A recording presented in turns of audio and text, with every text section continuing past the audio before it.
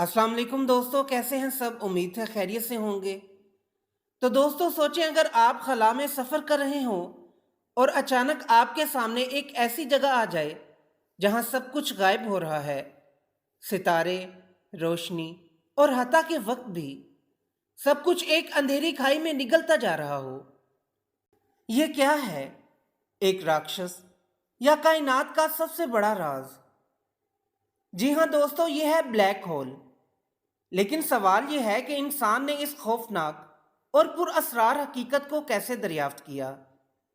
आइए चलते हैं वक्त के सफर पर, ब्लैक होल की दिलचस्प तारीख, फलसफे से लेकर आज की हैरत अंगेज तस्वीरों तक।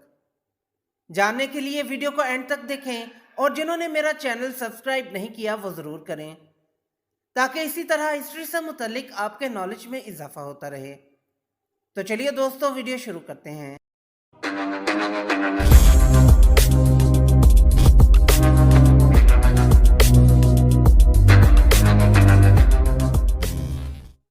2000 साल पहले के इंसान ने जब पहली बार आसमान की तरफ देखा तो उसे लगा कि ये सितारे छोटे चिराग हैं जो जमीन के गिर्द घूम रहे हैं।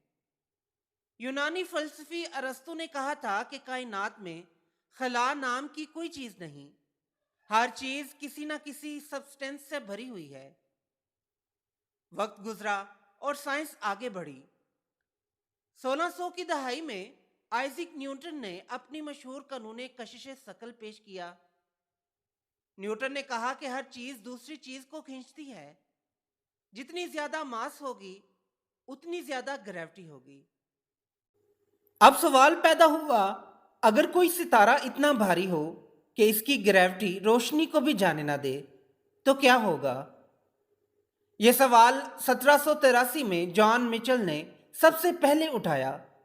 उसने कहा, अगर रोशनी भी ज़रात की शक्ल में है और अगर कशिश शकल हर जर्रे पर असर डालती है तो फिर एक दिन ऐसा सितारा भी मुमकिन है जहां रोशनी हमेशा के लिए कैद हो जाए।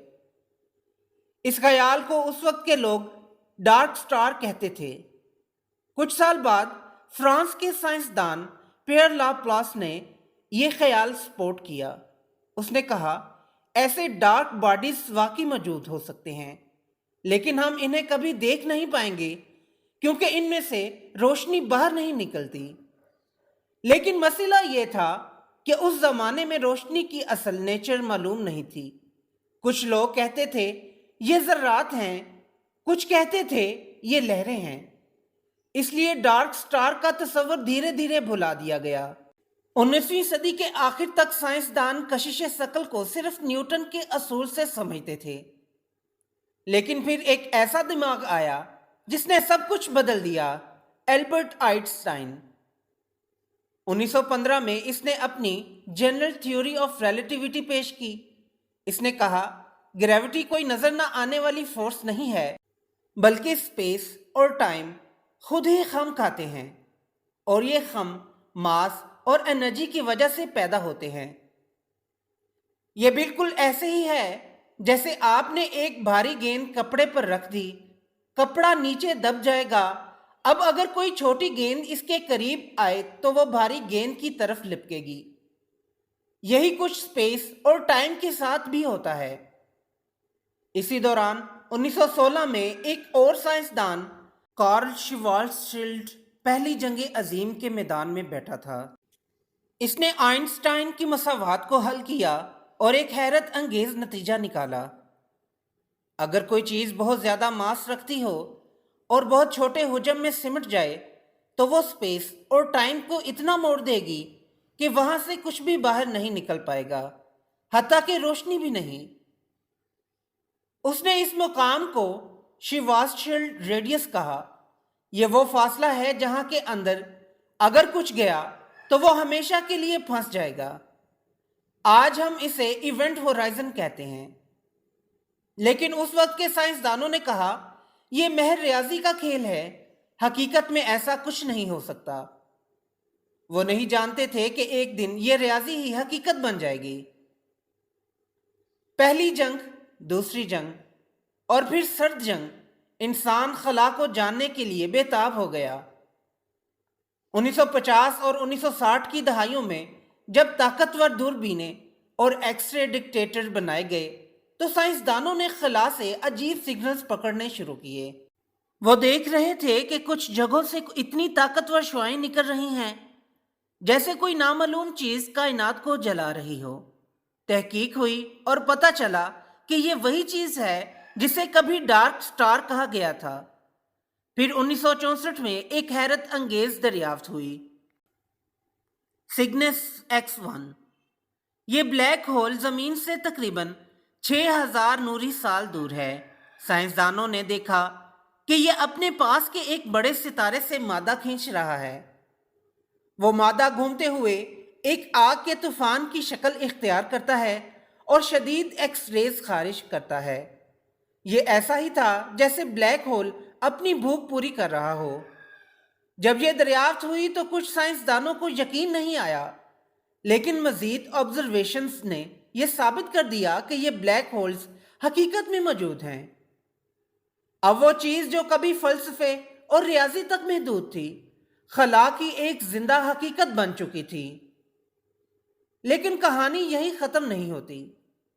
साइंसदानों ने पाया कि ब्लैक होल्स मुख्तलिफ साइज में होते हैं, कुछ सूरज से चंद गुना बड़े तो कुछ ऐसे अजीम कि पूरे पूरे कहकशां को अपनी गिरफ्त में ले लें।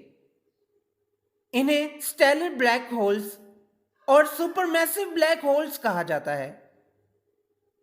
क्या आप जानते हैं कि हमारी अपनी कहकशां मिल्की वे के बीचों बीच भी एक देवहैकल ब्लैक होल मौजूद है जिसे सजिटेरियस ए कहा जाता है। यानी हम सब एक ऐसे ब्लैक होल के गिर्द घूम रहे हैं जो हमारी कायनाती कहानी का हिस्सा है। 2019 में साइंस ने तारीख रकम की जमीन पर मुख्तलिफ जगहों पर मौजूद बड़ी बड़ी रेडियो दूरबीनों को एक साथ जोड़कर एक ऐसा नेटवर्क बनाया गया जिसे पूरी जमीन एक दूरबीन हो। इस मंसूबे को इवेंट होराइजन टेलीस्कोप कहा जाता है। इसी की मदद से हमने पहली बार एक ब्लैक होल की तस्वीर देखी। यह तस्वीर एक बड़ी कहकशां M87 के मरकज में मौजूद सुपरमैसिव ब्लैक होल की थी। तस्वीर में एक रोशन दायरा और इसके बीच एक स्याह साया नजर आता है। वो स्याह साया ब्लैक होल की परछाई है। यह लम्हा साइंसी दुनिया के लिए एक ख्वाब जैसा था, क्योंकि ये वो सबूत था जो आइंस्टाइन की थ्योरी को एक बार फिर सच साबित कर रहा था।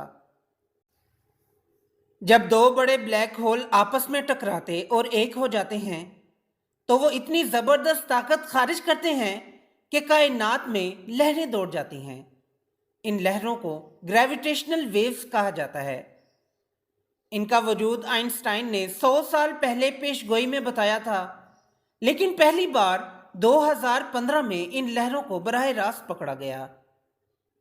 यह दरियाफ्त भी साइंस की तारीख का एक जबरदस्त मौका था। ग्रेविटेशनल वेव्स हमें एक ब्लैक होल के अंदर के नहीं तो कम से कम इनके टकराने और जुड़ने की खबरें जरूर देती हैं। गोया ये कायनात की खामोश सरगोशियां जो हमें इन छुपे देवहैकल अजसाम के बारे में बताती हैं।